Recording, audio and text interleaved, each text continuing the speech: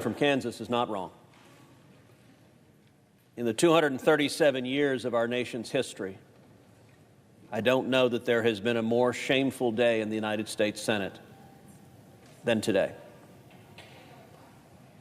What we just witnessed was a travesty. It was a travesty to the United States Constitution, and it was a travesty to the American people. And it's important to understand why the Democrats did what they did. We're here on the Senate floor right now, but I want the record to reflect I'm going to do a very accurate count of the number of Democrats who are with us. That would be 0, other than the presiding officer, and somebody has to preside. Not a single Democrat senator chose to come to this floor and listen to one word of evidence. When it comes to the Constitution, the Democrats concluded that Joe Biden and Alejandro Mayorkas defying federal law, ignoring the text of the statute, deliberately releasing criminal illegal aliens over and over and over again, that's just hunky-dory. You can't impeach him for that. Every Democrat just voted. By the way, every cabinet member, guess what? You've just been given a blank slate. Ignore the law. When Democrats are in charge of the Senate, the entire cabinet could ignore the law. It is no longer impeachable. In Democrat Wonderland, when a member of the executive branch openly defies the law. By the way, every Democrat just voted that way. They didn't hear one word of argument. The majority leader didn't stand up and say, here's the reason why it's okay. No, he didn't present that argument. They didn't read a brief. Nobody wrote a brief. They didn't care enough to know what Senator Lee just laid out, that the Biden Department of Justice went in front of the U.S. Supreme Court and said if the executive defies the law, the answer is impeachment. The willingness of every Democrat to be blatantly hypocritical. Just last year, the Biden Justice Department said, no, you can't sue in court when we, the Biden administration, defy the law. The answer is impeachment. In like 3-card money. Every Senate Democrat said, no, the answer is not impeachment. I don't know what it is. Actually, I do know what it is. There's only one answer left, which is everyone who is unhappy about the open border shows up in November, and to use the phrase, throw the bums out.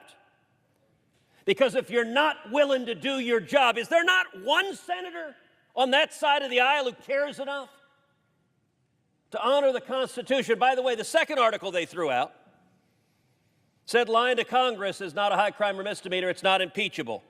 Now, as the senator from South Carolina pointed out, Bill Clinton was impeached for lying under oath. And you know what happened? And he was ultimately acquitted. But after a full trial where they heard the evidence, where the Senate did its job. By the way, one of the impeachment managers was Senator Graham, who presented that evidence right here on this floor. And you know what? Before Bill Clinton, there's a guy named Walter Nixon. You may not know who Walter Nixon is. Walter Nixon was a federal judge who was convicted of perjury. He was from Mississippi. He was convicted of perjury in front of a grand jury. And he was impeached. And it went to the Senate, and the Senate convicted him and removed him from the bench. So you want to know what the precedents were prior to today? You commit a crime, lying under oath, perjury, it is a high crime or misdemeanor that is impeachable. No more. Because understand the Democrats' rule here. This is not about the Constitution. None of them care. By the way, we repeatedly moved. Let's go into debate. Hear the other side of the argument. Nope. Look, the famous 3 monkeys, hear no evil, see no evil, speak no evil. That's just evil, what they did. They don't want to know because they don't care, because it's not about the Constitution. It's not about the law. It is about political expediency. But every bit as violent as what they did to the Constitution was, it's even more offensive what they did to the American people. Last year, 853 migrants died crossing illegally into this country. That's almost 3 a day. You go down to the southern border, you go down to Texas, which the Democrats don't bother to do because they don't care about the people dying. And you see photograph after photograph that Texas farmers and ranchers are finding of dead bodies on their property. Many of my colleagues here have been down there with me, have seen the elderly people the human traffickers have abandoned, have seen the pregnant women the human traffickers have abandoned, have seen the infants and toddlers left to die. The Senate Democrats just told the American people they don't give a damn about the bodies and the people who have died the last 3.5 years, and they don't give a damn about the people that are going to die next week. Next week, more migrants are going to die. When we brought 19 senators down to the border, we went out on a boat in the Rio Grande. We saw a man floating dead in the water. Senator Lee was there. Senator Kennedy was there. He had died that day. The Democrats just told the American people they don't care. When you go down to the border and you look at the children who've been brutalized, just about all of us here are parents. I will tell you, when you look in the eye of a little girl or a little boy who's been abused by traffickers, and you see it, you see the pain, you see the agony of children trapped in sex trafficking. The Democrats just said they don't care. They won't hear the evidence, they don't care that it's deliberate, and they don't care that it'll happen next week, that it'll happen tomorrow. Tomorrow there will be children brutalized because of the Democrats' open border policies, and not a one of them cares. They don't care about the women who are repeatedly sexually assaulted. Again, when you look in the eyes of these women coming over, it's heartbreaking. And the Democrats just said, we don't care. And they don't care about the more than 100,000 Americans that died last year from drug overdoses. The highest in our nation's history. 70% of that is from Chinese fentanyl coming across our southern border. And the Democrats said, we don't want to hear about it. We're not interested in the Americans dying. You know what they also don't care about? They don't care about the criminals that are being released day after day after day. The Biden administration is releasing murderers and rapists and child molesters, and every week we see another story of somebody being killed, somebody being raped, another child being assaulted by illegal immigrants released by Alejandro Mayorkas and Joe Biden. How shocking is it that there wasn't one Democrat who says, you know, massive human suffering matters? We ought to hear the evidence. How shocking is it that there wasn't one Democrat? One! There are 51 of them on that side. Not a single one could screw up the courage to say, let's do our job, let's hear the evidence. How shocking is it that not a Democrat cares about the terrorists who are streaming across our southern border?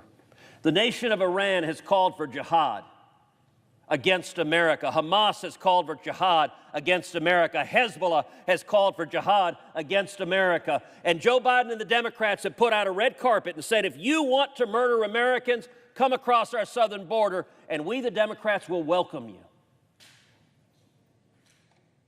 Like many of us on this floor, I was in Washington, D.C. on September 11th, 2001. I remember the horror. I lost a good friend, Barbara Olson, who was in the plane that crashed into the Pentagon. I remember the smell of smoke and sulfur and burning. I remember the agony, and I remember the national unity that came after 9/11.